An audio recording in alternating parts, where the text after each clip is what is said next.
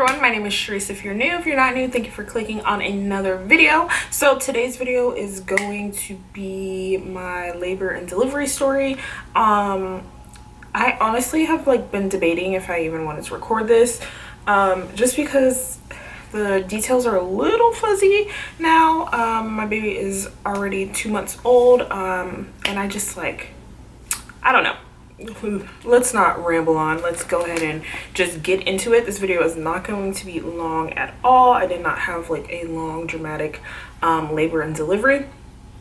I do have notes here in my phone, and hopefully I'll be able to show you guys my baby later on in the video. She's kind of has a little bit of an attitude right now though, so we'll see. I think she's ready to take a little nappy nap.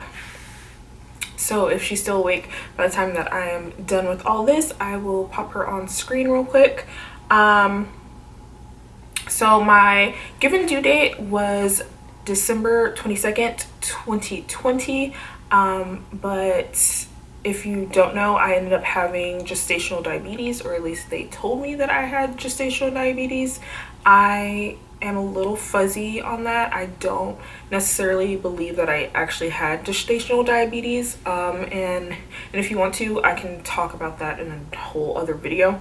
But yeah, my health care, I didn't have the most confidence in basically my team while I was pregnant, which is, like I said, a whole nother story. Because I did have gestational diabetes, they wanted me to get induced on December 15th, 2020. And this is my second baby. So, and my first baby, she came by herself and she came early, and she came super fast. So I was very nervous about having to be induced. I felt like it would probably hurt a little bit more because, you know, they're forcing you into labor instead of your body just doing it naturally and your baby coming when they want to come. So the 15th was my induction date. So Saturday, December 12th, 2020. I don't know why I keep saying 2020. I had my baby in 2020, whatever. I text my friend Betty because she was going to be the person to watch my oldest child, Avery. She's 7. And I texted her to see if it was okay for Avery to go ahead and go over there. I wasn't having consistent contractions, but I was in excruciating pain, especially in my pelvic area. It hurt so bad. It hurt when I sat down. It hurt when I was laying down. I could barely roll over. I could barely lift my leg to put the pregnancy pillow in between. Even using the restroom, I was in so much pain. Couldn't even lift my leg to put leggings on. It was excruciating pain. So I wanted to go get checked out. So I text Betty around 2:27, 2:30-ish. We actually went to the hospital at 5:38 p.m. that same evening. I wanted to see if it subsided a little bit. It didn't subside, so we went to the hospital. At 6 p.m. the first nurse did my cervical check. She said I was 2 centimeters dilated and pliable, and she said some other terms that I truly can't remember and didn't know what they meant at the time anyway. But basically dilated, but not dilated enough to have a baby yet. You know, signs that this is possibly moving forward eventually. Came back in at 6:31 and she's like, hey, you've had 6 contractions in the past 30 minutes. Are you feeling them? And I had no idea. I was like, I don't feel anything at all. And so she was like, okay, wow, that's freaking crazy. Then a doctor ended up coming in. Her bedside manner was garbage. I felt like she was so rude. She was telling me I was dehydrated, which was not true. Oh, you feel like this because you're dehydrated? Not true at all. She made me drink water. And then one of the comments that she made, she was like, you seem real comfortable for someone who's having all these contractions. I was like, what is that supposed to, what am I supposed to act like? Because I don't feel them. So if I don't feel them. I'm not in pain. And then she did a cervical check on me herself, and she was like, you're not dilated at all. So one person says I'm 2 centimeters dilated, the next person says I'm not dilated at all. And so we eventually got sent home around 8 o'clock on Saturday. All day Sunday, I was, uncomfortable. I did have spotting because I did have 2 different people doing a cervical check on me. So like the spotting wasn't anything to be alarmed about or anything. But I was just not in a good mood. I was not happy. And by 10 p.m. that night, I decided like I'm for sure getting epidural whenever I'm actually in labor, or whenever I get induced, I'm getting an epidural. I could not deal with the pain that I was feeling. It was in my back.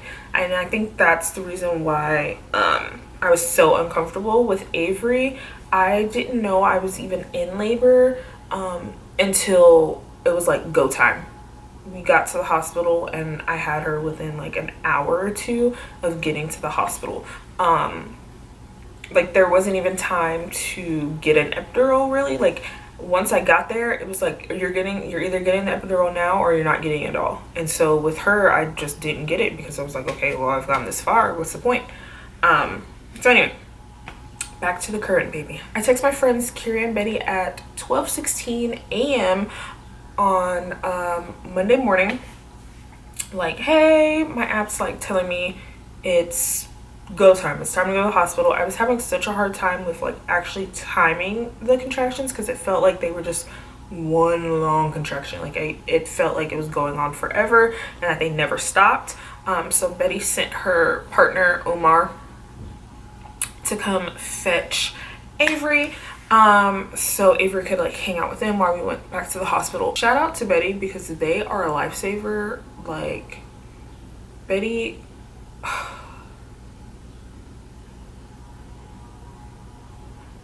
blew their back out and had to deal with my child while being injured. So Betty, if you're watching this,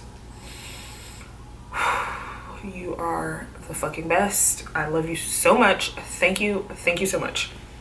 So by 1:43 a.m. we were parked at the hospital. At 2:32, I have to look at my phone at this point because wow. At 2:32 a.m. they said that I was 4 centimeters dilated and 75% effaced. So if you don't know, effaced just means like your cervix, how thin and how long your cervix is. So your cervix is a long situation and it's thick, and when you are ready to when you're getting ready to give birth for that baby to come out, it's supposed to thin on out. And baby. And then -3 station, and that's just how high up the baby is in your pelvis, I believe.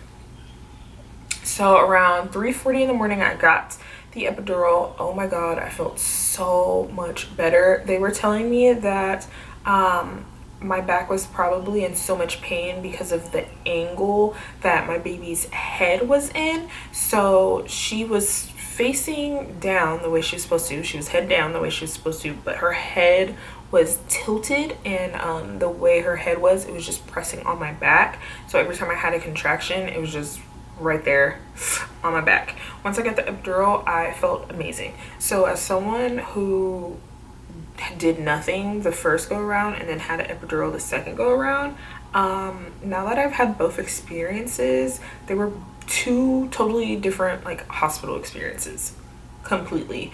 I don't prefer one over the other. Maybe I prefer not having it just because I was able to like immediately get up afterwards and like go to the restroom and like be fine and stuff. But yeah, like having the epidural, I don't think I would have been able to do it without the epidural this time around. Honestly, the pain was like too much for me. At 4:50, so I'm like laying there, right? I'm laying there, and then I have the epidural, so I'm numb. but I like felt like I peed on myself, which how am I gonna pee on myself if I have a catheter in? Because I have the epidural and my legs are numb and I can't get up to go to the bathroom, you know what I mean? So I felt like I peed on myself.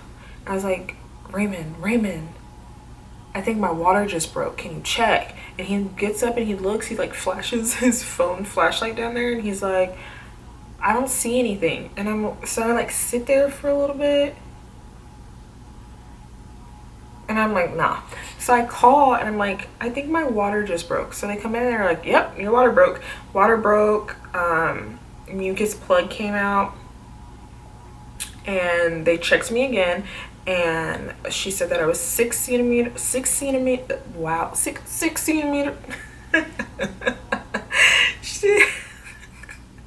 She said I was 6 centimeters, 75% effaced, and -1 station.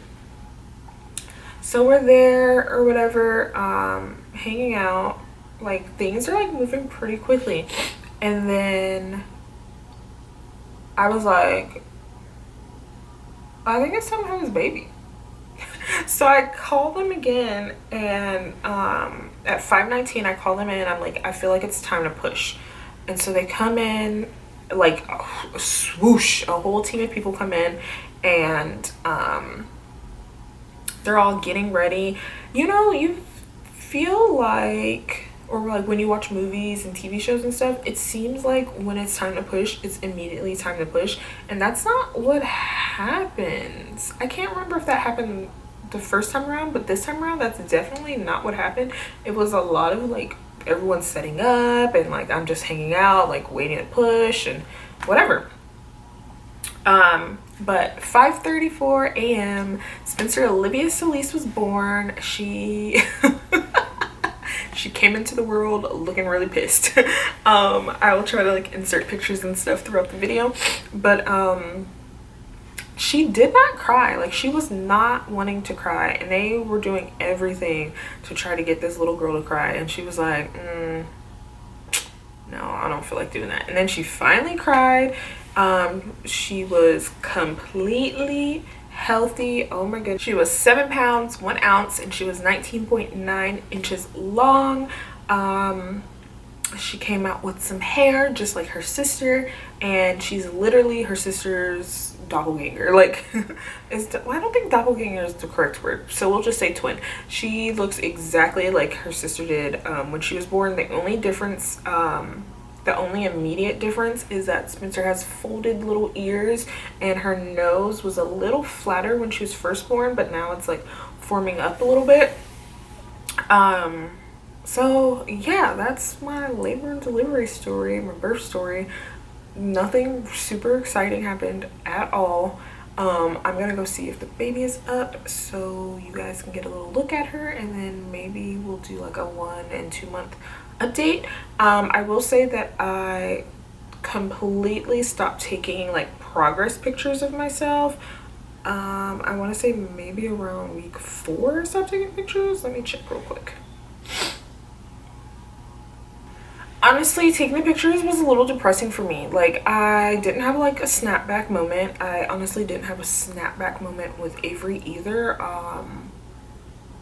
I definitely lost all the weight with Avery, but then it eventually just came back, you know what I mean?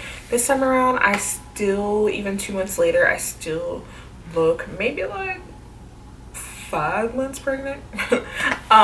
So I'm trying to like not stress myself out about it. I am breastfeeding. Even that was like its own little journey. And let me go get the baby, and we'll talk about that. Okay, it's been like 2 hours because little Miss Olivia, Spencer Olivia here, was asleep, honey. And you know, when the baby's asleep, you let the baby sleep, right? So I wanted to show you guys my little mamash. Ooh. Let me say hi. Want to say hi?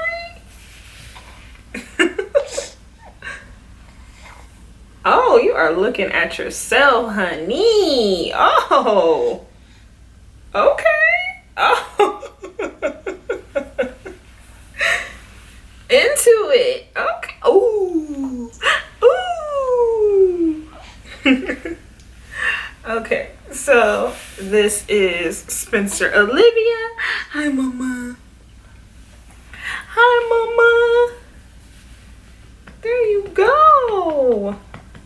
I can't remember if earlier, oh, good burp. I can't remember if I said earlier that she was born on the 14th. So she still came before her induction date. Thank you, ma'am, because mommy really didn't want to be induced. I sure did not. I sure did not. Hey girl, these nails are dirty. I feel like I'm cutting her nails every day. Like, it's ridiculous. I don't remember Avery's nails growing this fast. So I wanted to do a quick 1 and 2 month update with her. She just hit 2 months on Valentine's Day, which means I'm also 2 months postpartum. Nothing really interesting has been going on with me besides I had postpartum sweats heavy, like, I'm naturally a sweaty person, y'all. So if I'm telling you the postpartum sweats were like, woo, they were so bad that for the first like 3 to 4 weeks, I know you're not eating that hand. I know you're not. The first 3 to 4 weeks, I was waking up in the middle of the night multiple times a night, changing my panties. Like, that's how sweaty I was. Constantly flipping the pillow. Like, whatever wrap I had on my head, I had to switch it out multiple times throughout the night. It was ridiculous. Why are you grunting? I know you're not about to poop. I know you're not about to poop. As far as Spencer, she is happy, healthy. She has such a personality on her. It's freaking amazing. And I should have known from the ultrasounds, because during the ultrasound, she was like not feeling it. That is very much her personality outside of the womb as well. Like, why are you in my face? What do you want? She is so memeable, just like her big sister. I have so many reaction pics of this little girl. It's amazing. I can't for the life of me remember her stats at her 1 month appointment, but if I can remember, I will put that information in. She hasn't had her 2 month appointment yet. Ooh. So if she has her 2 month appointment before I upload this video, I will put that information in as well. But she hates tummy time. She lifts her head perfectly fine. She is constantly lifting her head, but she doesn't want to be on her tummy. She also doesn't want to be laying on her back. She wants you to be holding her up, okay? Because she is not a baby, honey. She is a big girl, right? She's already trying to like fully lift herself out of like a seated position. What else? She's always cooing and cawing and oohs and ahs. Of course not now. Not now, right? Because we just woke up, so of course not now. And she is a yeller, okay? When she wants attention, she's like, hey, like, she's, she yells. We had some rough nights in the beginning with like screaming bloody murder. Like, I thought she had colic for a second, but now I don't really think that's what the case was. And now she is good. Like, during the night, she does not sleep through the night, but during the night, she's not a crier or a screamer or anything. She just wakes up to eat. And even then, sometimes she's not even like fully awake. She's just like rooting around, like moving around, like, hey, feed me, girl. And then she goes right back to sleep. I'm just not sleeping because my body won't let me sleep. It has nothing to do with her anymore at this point. Right? And I feel like I'm rambling because I didn't like prepare a script. I didn't write down my thoughts or anything, huh? So we're gonna go because big sister wants to watch Cinderella, you know, the Brandy Cinderella, right? So if you're not already subscribed, please subscribe. And if you like this video, please give me a thumbs up so more people can see it. And I will see you guys in the next video. Say bye. Say bye. Say bye. Whoosh.